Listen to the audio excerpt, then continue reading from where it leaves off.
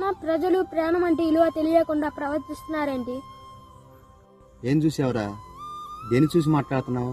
దేని గురించి మాట్లాడుతున్నావు? ప్రతి తల్లిదండ్రులు కూడా పిల్లకాయలకి వాహనాలు ఇవ్వకూడదని తెలుసు కదా. ఇచ్చి తర్వాత ఏమన్నా జరిగినాక బాధపడతారేంటి? ప్రతి తల్లిదండ్రులు తెలుసు వాహనము ప్రమాదం అని. ప్రతి తల్లిదండ్రులు తెలుసు ఏదో జరిగితే బాధపడతామని. కానీ పిల్లల్ని అల్లారి ముద్దుగా పెంచాలి.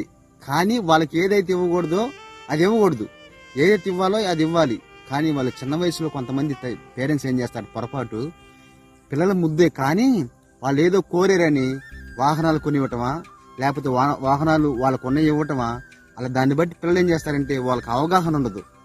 ఎలా వెళ్ళాలనే అవగాహన లేక ఎంతో మంది అలా పిల్లలు వికలాంగులు అయిపోతున్నారు. కొంతమంది అయితే నిర్జీవంగా పడిపోతున్నారు. అది జరిగినప్పుడు పేరెంట్స్ బాధపడుతున్నారు.